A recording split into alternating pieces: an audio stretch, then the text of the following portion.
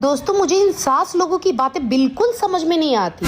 इनका अलग ही ड्रामा होता है। क्या बात कर? जैसे ही बहू घर में आएगी इन्हें बात बात पे टोकेगी कि बहू ये तो तुम्हारा ही घर है। अच्छा। सारा राजपाट तुम्हारा ही है, ठीक है। तुम ही तो इस घर की मालकिन हो। लेकिन जैसे ही वो बहू इस घर को अपना घर समझने लगेगी उसके बाद ये मैडम ताना मारेंगी, ऐसा है ये तुम्हारे बाप का घर नहीं है।